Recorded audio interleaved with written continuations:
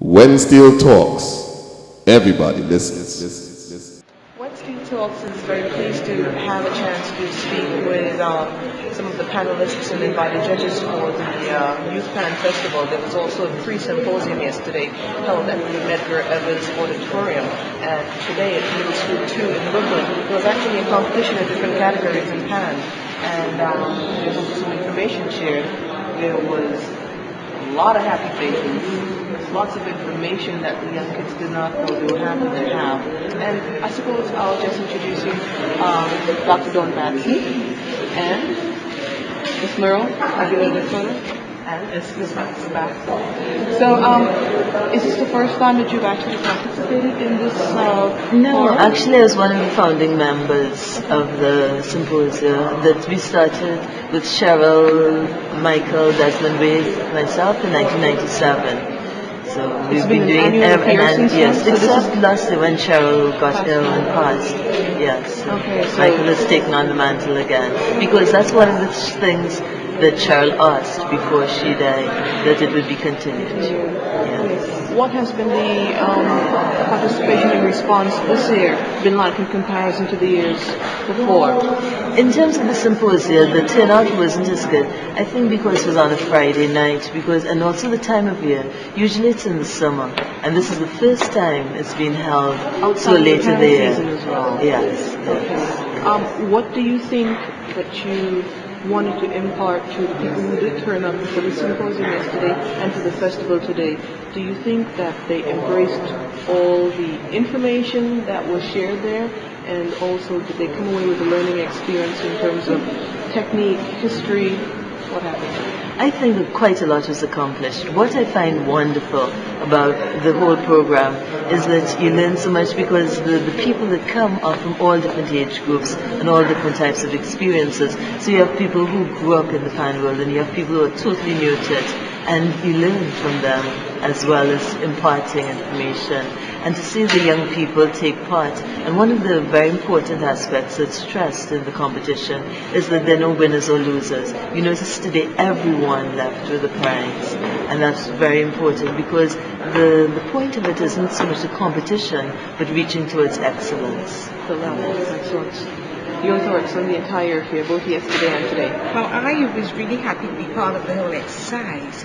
It's my first time here with this competition. I've been coming to judge the Labor Day celebrations, and so it's the first time with this something positive. Yes, and I must say I thoroughly enjoyed yesterday because we were sharing information, and I think the people went away feeling that they did learn something, that they got a greater insight into the women, or some of the women, who made a contribution to the whole steel band movement. And you find people were happy for the knowledge. You find people were wanting to ask questions, wanting to know more.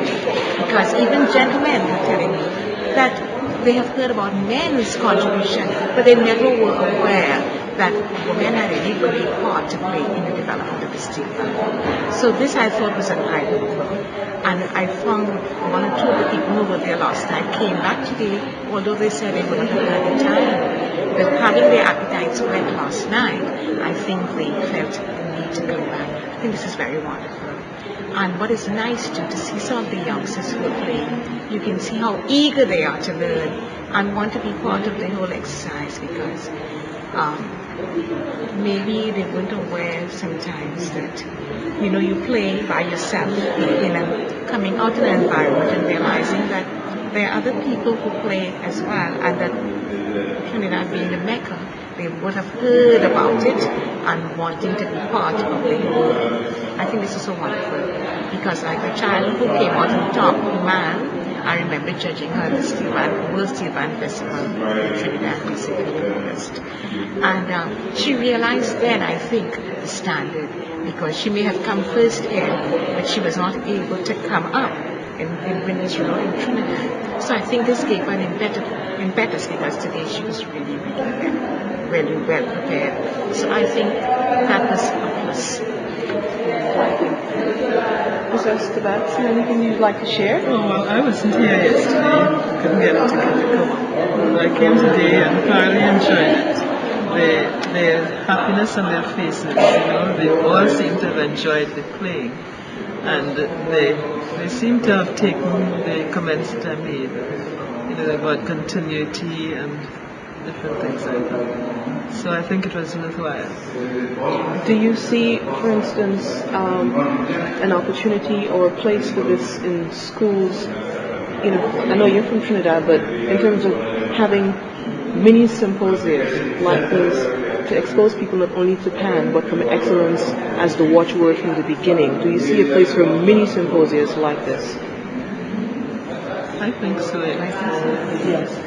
We have had in the past, when I was at the University of Miami, I had put on a number of conferences focusing on the Pan, and that was Pan into the 21st Century 1, 2, and 3.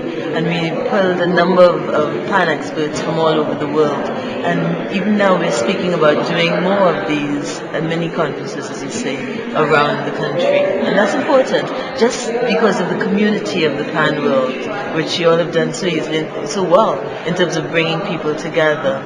And that's important, because unless you bring people together, sometimes you don't understand what is out there and how much more you can do.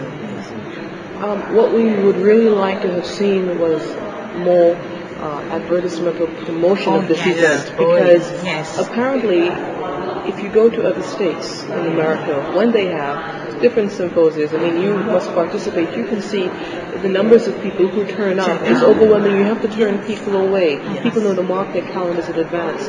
So with this wealth of experience, especially from the Mecca of Pan, there is absolutely no reason that all this information and history, as you said, should have gone a begging. And we really need to work on that next year to make sure it doesn't happen.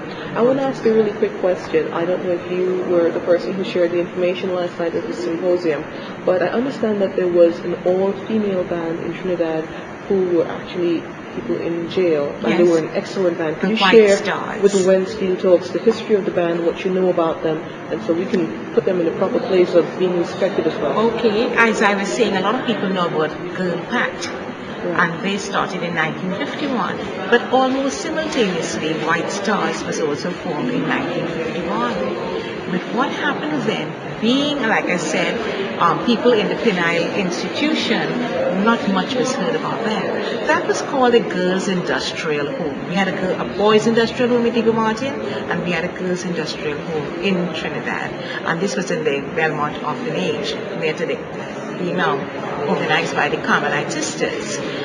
Near to the orphanage, St. Jude's home is called now. And I was saying, ironically enough, that a band started again in St. Jude's home, but the White Stars was started just a few months actually before the Girl Pact Steel Orchestra, but not much was heard about them. Even Sylvia Gonzalez in her book, The Saga, spoke about this, because they were from that institution, and because our society was so stratified, not much was heard about them. But Casablanca loaned them pans, and Oscar Pyle was very instrumental. You must have heard of Oscar Pyle, Bogart is his nickname. He was the captain of Casablanca at that time, and he assisted them with pans, etc. They did some great things. It would be nice to find out at some point some more information, but thank you for sharing that. Look, even now at the Belmont Orphanage, there are girls in the reform room. It's the same St. Jude's. It's the same St. Jude's. Yes, and they currently have a steel orchestra. Yes, they have.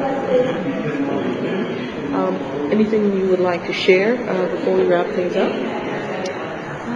I just think it's important that we keep communicating with each other and learning, because we have started programs in different universities and colleges, and we have, as we heard yesterday, people are going into the schools. In terms of my effort has been to get many of our young people to get college degrees so that they can actually come out, and quite a few of them have graduated now, and people like Arden Herbert, my baby, Freddie Harris. Yes, Freddie Harris the third. Yes, so all of them, they're graduating and coming into the mainstream and doing a lot of work.